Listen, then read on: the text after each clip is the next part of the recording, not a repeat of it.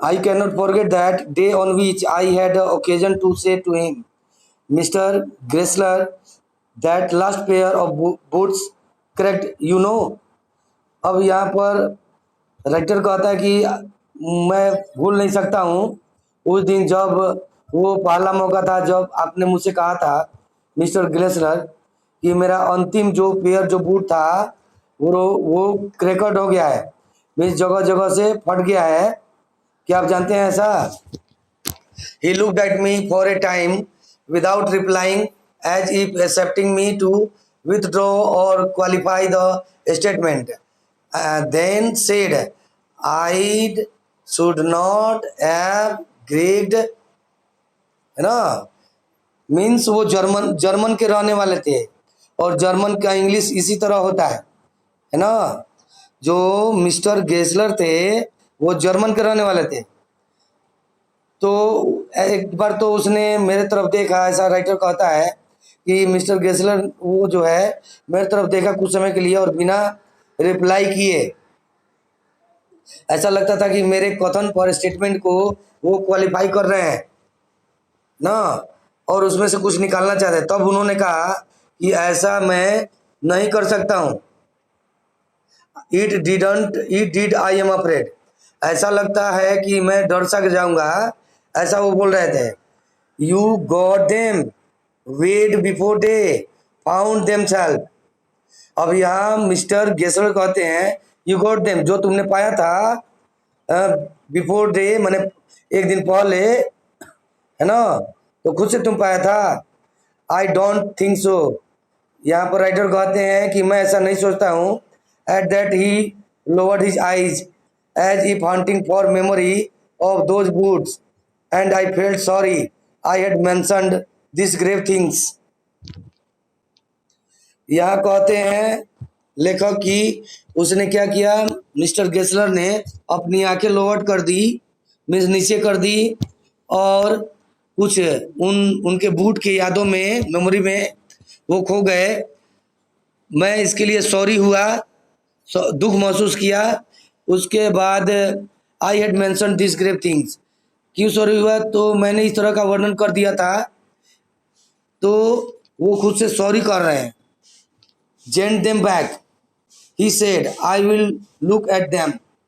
यहाँ mister Gessler कहते हैं कि जेंट देम बैक मीन्स उसको सेंड करो, सेंड देम बैक, उसको तुम भेजो, मैं उसे फिर से एक बार चेक कर लूंगा कि वास्तव में क्या हुआ है। जम बूट्स कहने का मतलब है some boots, he continued slowly, are bad from birth. If I can do nothing with them I take them off your bill. कह रहे हैं कि कुछ बूट्स जो वो लगातार धीरे धीरे बोलते जा रहे थे, क्या वो इतने खराब हैं जो तुमने नोडिंग किया था। नोडिंग कहने का मतलब है nothing. If I do nothing means अगर मैं कुछ भी नहीं करूं तो क्या होगा, I take them off your bill, मैं तुम्हारा सारा पैसा क्या करूंगा, दे दूंगा। Once I went absent mindedly into his shop in a pair of boots bought in an emergency at some large firm। यहाँ बताते हैं कि देखो देखो मैंने एक जूता जो है खरीदा था एक बहुत बड़े दुकान से, जब मुझे इमरजेंसी हुआ था। तो he took my order without showing me any leather and I could feel his eyes penetrating the inferior covering of my foot. यहाँ लेखक कहते थे, यहाँ लेखक कह रहे हैं कि उसने मेरा ऑर्डर लिया बिना मेरी तरफ देखे और उसके पास चमड़ा भी था। उसने मेरे पैरों में पड़े हुए बूट को नहीं देखा। एट लास्ट ही सेड, आखिरकार मिस्टर गेसलर बोलते हैं, does are nod my boots. यहाँ पर बोलते हैं कि जो तुमने पहना हो वह मेरे जूते नहीं है। The tone was not on off anger nor of sorrow, not even of contempt, but there was in it something quite that froze the blood. यहाँ कह रहा है कि उनकी आवाज गुस्से वाली भी नहीं थी, न दुख वाली थी, और न ही कंटेम्प्ट, नहीं संतुष्टि देने वाली थी, लेकिन ऐसा लगता था कि जब वो बोल रहे थे तो कुछ ऐसा लगता था कि ब्लड को जमा देंगे. He put his hand down and pressed a finger on the place where the left boot was not quite comfortable. अब मिस्टर गैसलर ने क्या किया कि अपने हाथों को कहाँ ले गए, जहां पर उनके जूते कंफर्टेबल माने आरामदेह नहीं थे, वहां ले जाकर उस जगह पर उन्होंने अपने हाथों से उस बूट को बाएं तरफ दबाया. Id woods your dare, he said. कहने का मतलब है कि ईट हर्ट्स यू देयर, क्या यह तुम्हें वहां चोट पहुंचाता है. तो यहाँ पर मिस्टर गेस्लर बोलते हैं, does big worms away no self respect. कहने का मतलब those big films have no self respect. Means वो बड़े दुकान की बात है, उसमें कोई आदर सत्कार नहीं होता है, जैसा कि मैं तुम्हें यहाँ आदर सत्कार देता हूँ. And then as if something had given away within him he spoke long and bitterly. अब यहाँ पर लेखक कह रहे हैं कि और तब जैसे कि मैं कुछ उनको दे रहा हूँ तो वह बहुत ही ज्यादा बिटरली मीन्स तीखा बोलने जा रहे थे. It was the only time I ever heard him discuss the condition and hardship of his trade. यह वो समय था जब मैं उनको सुन रहा था और वो चर्चा कर रहे थे अपनी स्थिति के बारे में और अपने व्यवसाय के, अपने ट्रेड के हार्डशिप के बारे में, कड़ेपन के बारे में वो बात कर रहे थे. Okay, they get it all means यहाँ कहना है कि दे गेट इट ऑल, वे जो है ये सभी ले लेंगे. He said they get it by advertisement not by work. इनका कहना है कि वो जो बड़ी फिल्म, जो बड़ी दुकान थी, वो सिर्फ एडवर्टाइजिंग करते हैं, विज्ञापन करते हैं, काम नहीं दिखाते हैं. They take it away from us who loaf our boots. यह कहने का मतलब है कि कह रहे हैं मिस्टर गेस्लर कि they take it away from us, वे इस बूट को हमसे ले लेंगे. who love our boots, जो हमारे बूट से प्यार करते हैं, वो ये नहीं देखे कि कहाँ फट जाएगा, कहाँ क्या हो जाएगा. Every year it get less, प्रत्येक साल जो है यह तो छोटा ही होते जाएगा, ऐसा मिस्टर गेस्लर बोल रहे थे. कोई भी वस्तु होती है, जैसे जैसे मनुष्य बड़ा होता है तो वस्तुएं छोटी होती जाती हैं. You will see and looking at his line face I saw things I had never notice before, bitter things and bitter struggle and what a lot of grey hairs there seem suddenly in his red beard. यहाँ पर narrator जो लेखक हैं वो बोल रहे हैं कि मैंने देखा, मैंने कभी भी ऐसा नोटिस नहीं किया था पहले, इतनी कड़ी वस्तु, इतनी कड़ा संघर्ष जो वो मिस्टर गेस्लर कर रहे थे. उनके बाल ग्रे हो चुके थे, मीन्स वो बूढ़े हो चुके थे, है ना, और अचानक ही उनके दाढ़ी भी लाल हो चुकी थी. As best I could I explained the circumstance of those ill-omened boots,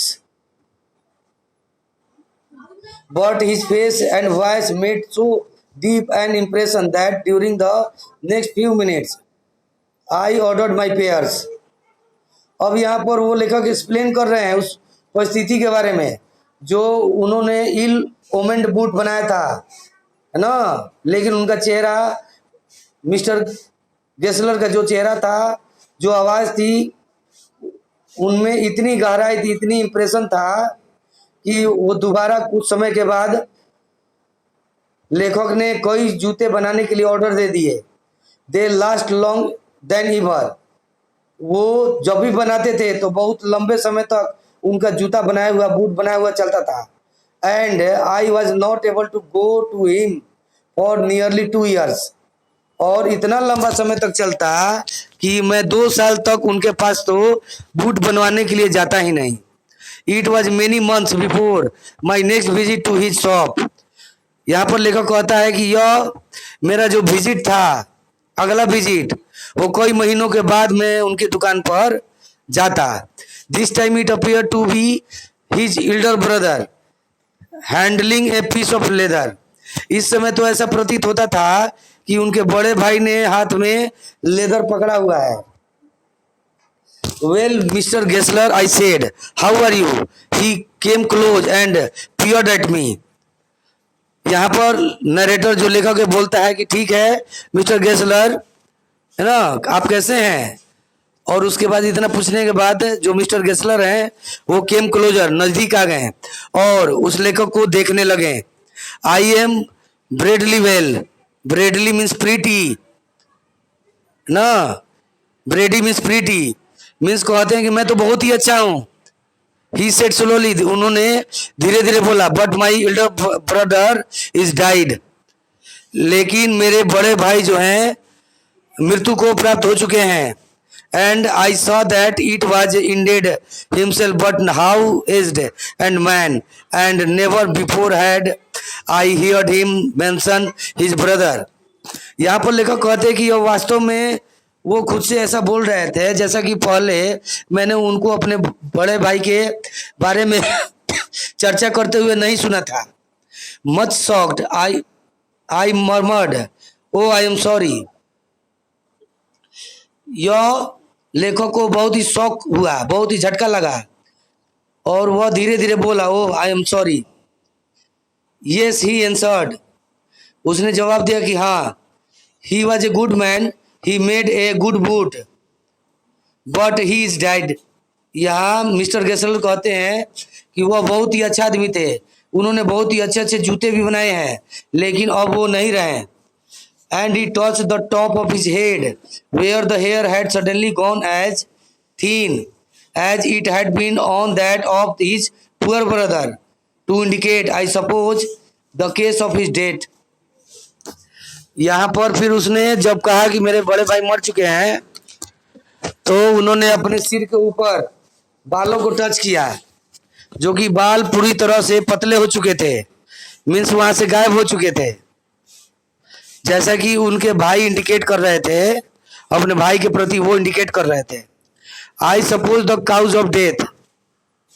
अब ये जो है लेखक समझ चुके हैं कि आखिर मरने का कारण क्या है। Do you want any boots? यहाँ मिस्टर गेस्लर पूछ रहे हैं कि क्या तुम्हें और भी कोई बूट चाहिए? And then he held up the leather in his hand. It is a beautiful piece.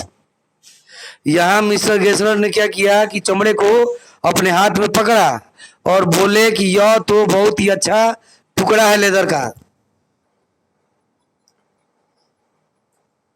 Okay, next